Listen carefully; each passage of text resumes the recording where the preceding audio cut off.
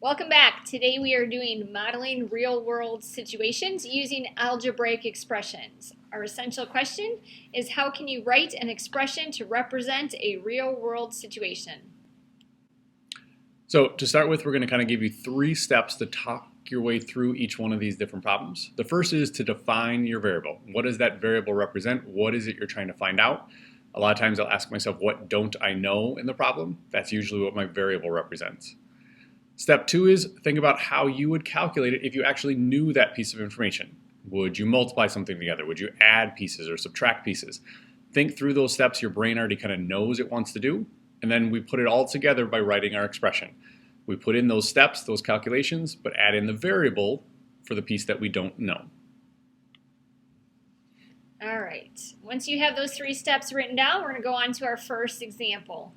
Marissa wants to buy a DVD player that costs $150. She already saved $25 and he plans to save an additional $10 each week. Write an expression that represents the total amount of money Marissa has saved after any number of weeks. So that part of the question or directions is giving us a hint after any number of weeks. So we need to go back to our problem, figure out what our variable is going to stand for. So she already saved $25 and plans to save an additional $10 each week. That key of each week ties back into the direction, so W is going to be week. We're looking for each of something, each week, each month, per game, per mile. Each, for, and per are our key words in our word problems. Marissa wants to buy a DVD player that costs $150 is going to be something we're going to discuss. That's extra information we don't need in this unit. We'll go back to that. She already saved $25, so we're going to start our expression with the $25. And she plans to save an additional, meaning the operation of plus or add, $10. And then each week is going to be our W. So our expression is going to look like 25 plus 10W. We want to multiply the $10 for each week, so we write it as 10W. We don't need that time sign in there. 10 will be right next to the variable W. All right, let's see this in another example here.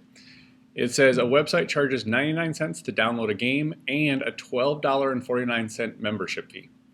So in this case, we want to think about what don't we know? Well, we know it's 99 cents for each game, but we don't know how many games we downloaded. So that number of games, any number of them, is our missing piece of information. So that's going to be maybe G for games here. And then start to think about how you would calculate it. So say we wanted 10 games. Well, we would do 99 cents times the number of games. So 99 cents times the number of games. In this case, it could be any number of games. But we're always going to have that $12.49 membership fee, but that's a one-time fee.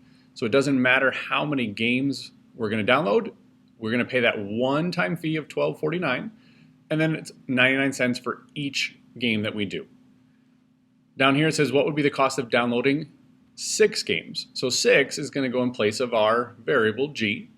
So I'm going to do 99 cents times 6. I'm verifying your work. And that should give me $5.94. $5.94 plus $12.49 gives me a total of, I'm going to make Mrs. King do it with the calculator so I can't mess it up this time. $18.43 for 6 games.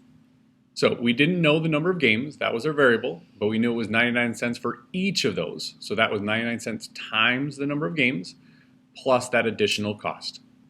Our rental company's fees are shown in the chart.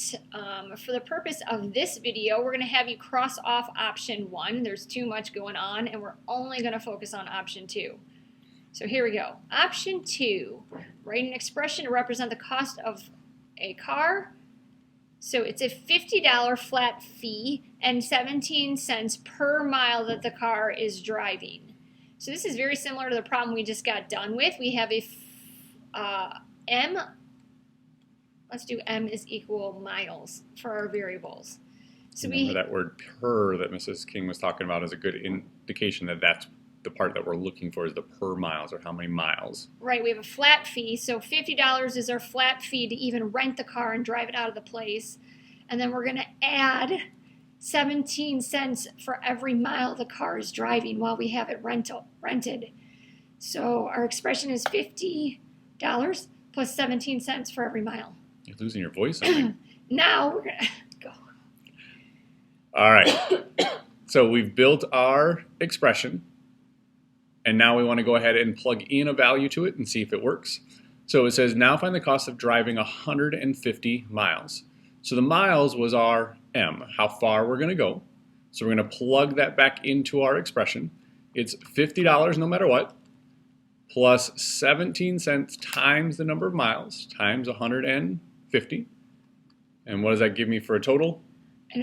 The 17 cents times 150 is going to give us $25.50. So added to the $50, you're going to get $75.50 for our total cost for driving 150 miles with a flat fee of $50. All right. So you'll notice this kind of the same pattern is going to be happening. We're missing some piece of information, but it's being there's a price for every one of those. So usually you're going to see that multiplication. And then there's also that additional cost or that additional fee that gets added in. That's that separate piece in our expression. So this last one is for you to try. Think back through how we've done the last couple of examples. And you're going to tackle this one about a bowling alley. It says a local bowling alley charges $5 to rent bowling shoes and $2 for each game you bowl. Write an expression that represents the total cost of bowling any number of games. So identify that variable, write the expression, and don't forget to do that last question. Go back, find the cost for one person to bowl 3 games. So substitute that information into your expression and bring it to class tomorrow. Thank you.